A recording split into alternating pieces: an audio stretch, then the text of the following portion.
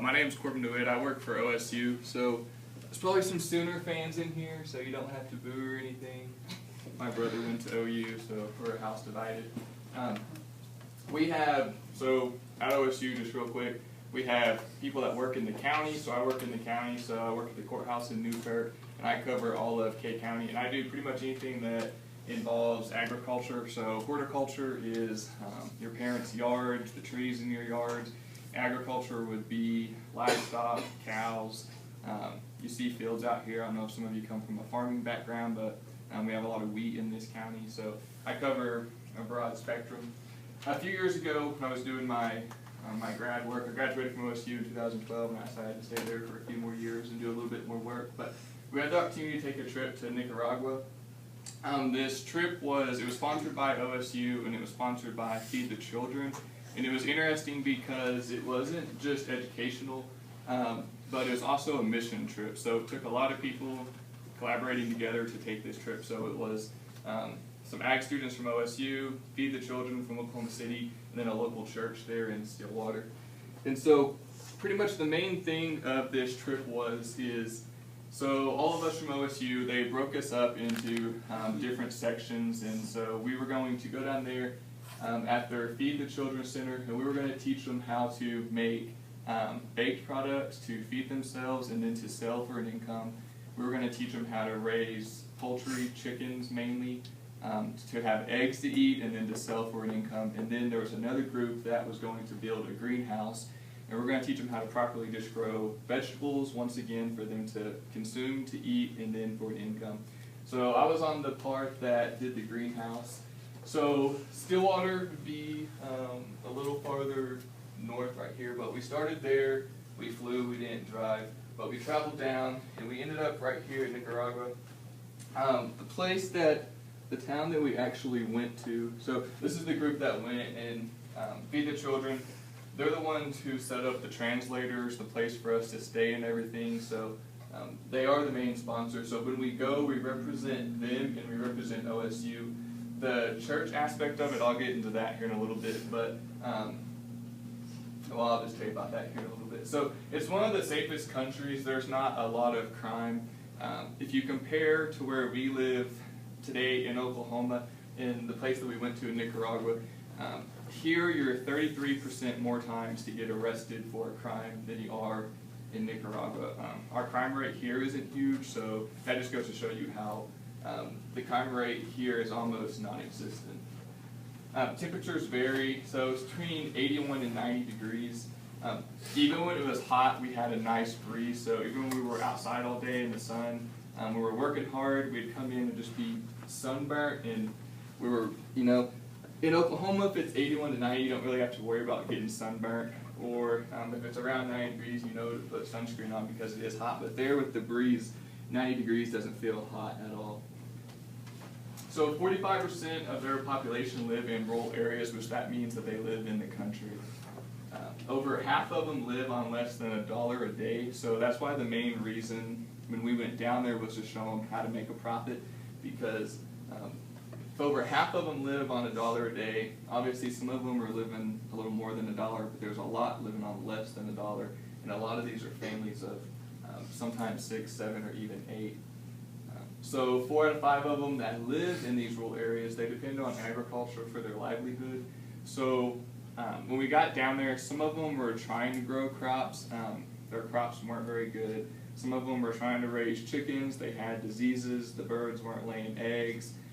They were running off. They didn't know how to build cages or anything for them. So you can see that they're not making very much money, and their whole life depends on agriculture, which you would think if that was the case, their ag knowledge would be fairly high, but I mean, I've worked with kids doing gardens and stuff, and their education level as far as ag was probably maybe like a 2nd or 3rd grader. It just, you'd think over time that they would build up some knowledge, but it just wasn't there because they've had nobody to educate them. I think we have time to play these videos real quick. This will just kind of show a little bit more about what we did. Is this connected to Wi-Fi? Can I show videos in here? Okay.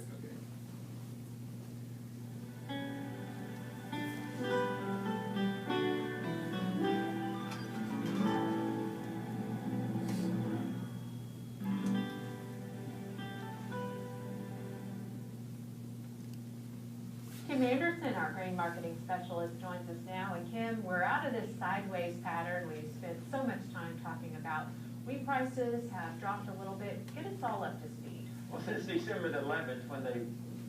I don't think you guys want to know about grain prices, so we'll go to this.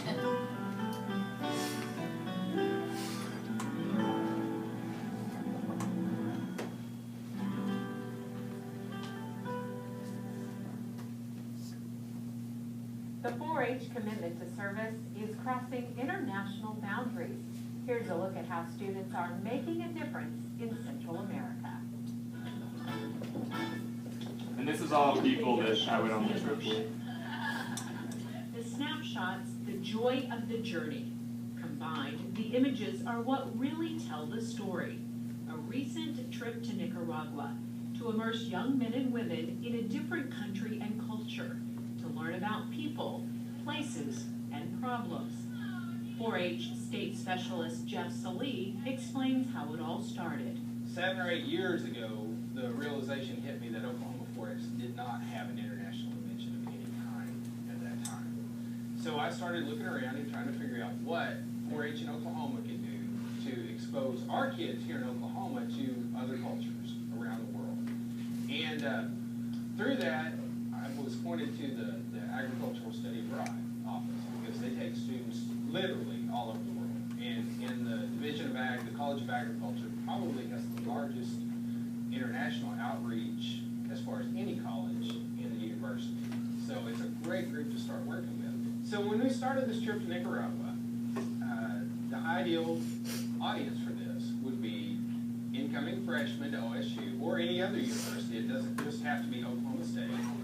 And they're just fresh out of 4-H, and I want to give them the opportunity to apply their skills and the projects that they have worked on for all these years into another culture.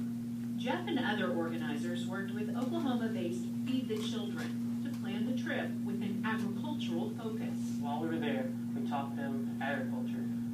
We worked teaching them things about poultry, greenhouse operations, and how to cook things in the bakery, stuff that they could sell. I mainly worked with them in the greenhouse, stuff they could grow, feed their families, and sell for profit. Here the students are working with poultry, taking what they know and sharing that knowledge. The goal, sustainability for the local people. I worked a lot the first part of the 10 days that we were there with poultry. And basically we delivered 220 chickens to 20 different families. Another stop, this kitchen. With aprons on, they're ready to bake. Just another way Nicaraguans can learn how to use raw food ingredients to earn money. You like it? We also taught them to make cakes, how to decorate cakes, how to make cupcakes, and all these are value-added products that they can sell. And they don't have easy access to these things, so it's an opportunity for the ladies that are working in the kitchen to make a little money. That was one of my favorite parts, was actually cooking on a wood-burning oven. So I got to practice getting the temperature just right. We cooked a lime pound cake from some of the fresh limes that were there. And we used some of the sugar, because we had to use only ingredients that they had. So we used some of the raw sugar to make a glaze for the pound cake, and used some of the eggs that they had actually produced at the Feed the Children site there. The trip of a lifetime, and the international experience isn't stopping here. We'll be going back one more time. Feed the Children has invited us back next summer. They want us to do some follow-up work, and I'm sure there'll be some new projects.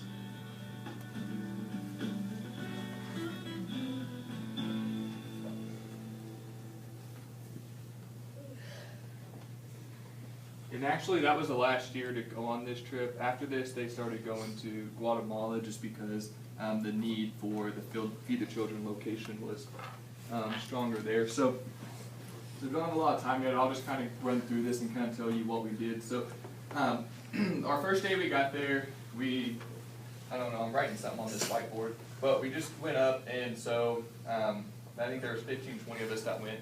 We just presented to our peers what we were going to talk about. We just kind of went over some of the curriculum that we came up with and what we were going to talk about to the natives as far as educating them, just to make sure that it was understandable. This is an area from, or a picture from their kitchen area, Interesting, I'll show you some pictures from outside, from the streets and the houses in the town that we stayed in. But if you can see, as far as their Feed the Children facility, it was fairly nice. On the outside, it wouldn't be nice comparable to what we have here, especially the classroom you're in right now. They don't have anything of this structure. But you can see they do have tile on the walls, they have fresh paint.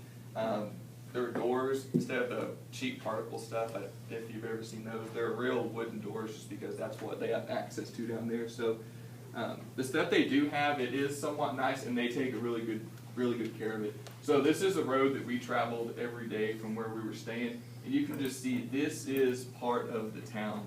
A lot of you have probably never even seen a situation like this, but there are some electric poles, but mainly all these living houses or little shanties, they don't have electricity. It's dirt floors. So as far as like a protein source, meat, they need to grow beans. That's where they get their protein from, and then chickens. So you go to the store and you buy ground beef or pork or large amounts of chicken. You have a freezer at your house and you have an ice box to keep that stuff cool. Well, they don't have electricity. And it's not cool enough there. It was mainly 81 to 90 most of the year. So if they're going to eat meat, they have to kill that chicken today, pluck the feathers, and eat it that same day because they don't have anywhere to store that meat. So as far as cows, pigs, that type of livestock, there's not any large animals. You'll see a few goats, and they're used mainly for milk.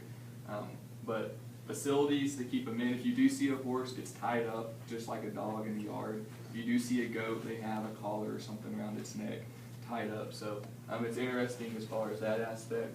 Here's just some of the landscape. So it's kind of a mountainous region. Where we were, it's a little bit tropical.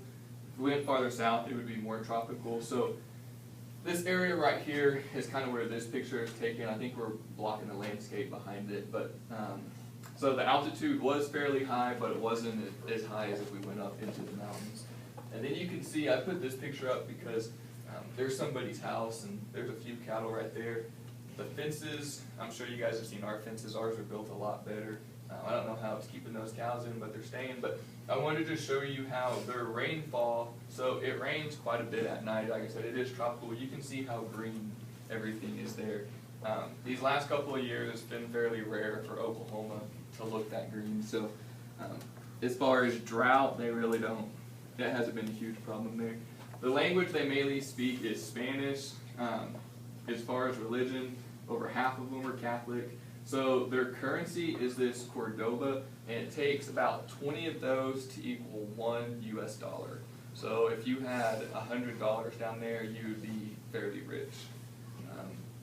So their water in the capital is safe to drink, but as far as outside the capital, you're recommended to drink bottled water. And so that was one of the main things that we got there. They gave us, we had to get certain shots before we went, and they gave us certain, I don't remember what all kind of pills we had. Me and one of my buddies that went, we didn't take the pills because we got online and there's a ton of side effects from them, and so we just thought we would risk it. We didn't get sick, but we got down there the first day, and one of our other friends that went from the ag college. So the water, you brush your teeth with bottled water, you take a shower. If you've ever been to Mexico, it's kind of the same thing. You just try to hold your mouth shut. Try not to get any water inside of you. Washing your hands, you're fine. But so the first day we get there and we're starting to work, and one of our friends that went, we didn't see him for like 10 minutes, and then he came back and worked for a little bit. He wasn't really talking a whole lot, and he was gone like 10 minutes, and this went on for like the first part of the day. So finally, a little bit later, I asked him what he was doing, and he had gotten sick already. So for like the next 2 days, I was paranoid I was going to get sick, because that's got to be probably one of the worst things to experience is being sick down there away from home. So the greenhouse, when we went, the Feed the Children place, if you can kind of see this, there's a cement wall that covers, and it's fairly tall. Some areas it's 10 feet, some areas it might even be 12. So they have this fence that covers the whole area, the cement fence and big gates, and there's actually a guard standing at the gate just to keep the facility nice so people don't come in and wreck it. So in this garden, I don't know if you guys have ever seen raised beds, but a raised bed garden, it just has sides on it and it's raised up a little bit.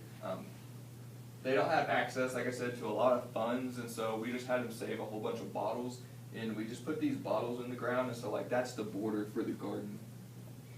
They're just trying to use stuff that's there. So this is inside the greenhouse. And once again, as far as just having a greenhouse and the structure of it, it's fairly nice.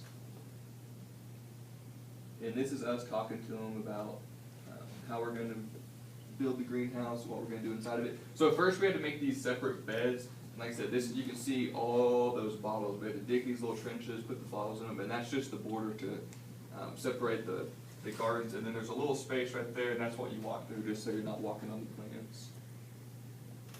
Here are just some more pictures of everybody that went. None of us really knew Spanish. We weren't Spanish majors or had any kind of background like that. So as far as talking to the locals, we had translators with us everywhere we went. We had about 6 translators that met with us every morning, and they stayed with us until late at night, right before we went to bed. They know the area. They would tell us where to go when we were traveling. And then when we would break up, for example, I was in the greenhouse area, one would come with us. The people who went out to the communities with the poultry, 1 or 2 would go with them. So everywhere we went, we had a translator, and the translators are very well known in that area. So obviously, we don't look like we're from there, and it's obvious that we're tourists, but normally everybody would recognize our translators. So as far as having trouble, there was none ever. So Feed the Children had this area, and in this area, it was pretty much like an educational type garden. And everything in the educational garden, they used the resources that were there. So they used tires for beds. They used, so there's some tires that they use for gardens. They just showed how they used bottle for irrigation, some more bottles for irrigation. So what this was is, first it started out as an experiment. They were taking stuff from the area and seeing if they could grow with it and how they would grow with it. And then they invite the locals that are able to get there, because a lot of them don't have cars, come to this area, and they show them, you know, you can use these tires, put some soil in it, put some seeds in it, keep it watered, things like that. This is a shade thing that they were trying to do. Their chairs, you guys have a lot more comfortable chairs, so there's chairs made out of tires. This is just how poor they are. So we took some of the tires that we had, and we made some little gardens out of them and painted them so they'd look nice.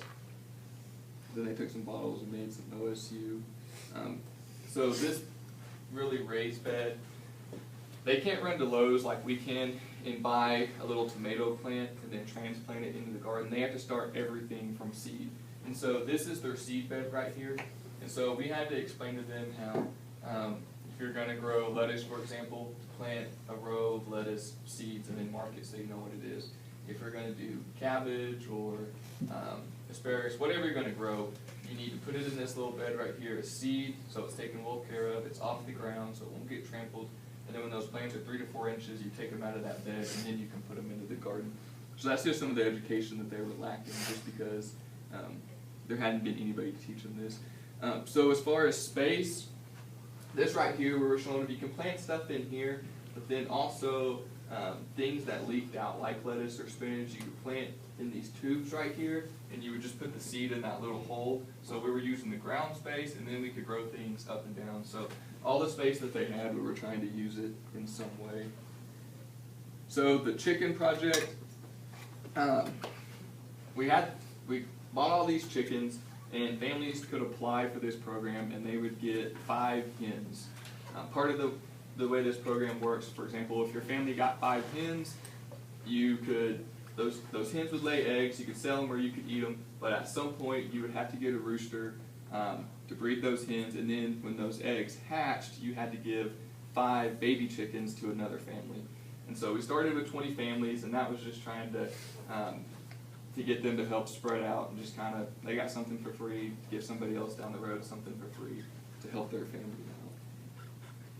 And we had to catch all these chickens. This was another thing that we got scratched up really bad, and we were all scared we were going to get sick from the chickens. So I think we were paranoid the whole trip about getting sick. We would load these chickens in these crates, and then the families that had applied for this program, they had already went and interviewed them and talked to them before we got there. So then they took the chickens out to them. And this is just some of the locals, a little girl who got some chickens, that's them delivering them. Try to hurry for you guys since you're about done. This is the kitchen. just teaching them how to make pizza. It was mainly pizza and cakes because that's something that they don't really have down there, and that they could sell those pretty easy and make some money off of. And the people who took these classes, they could use this whole facility for free.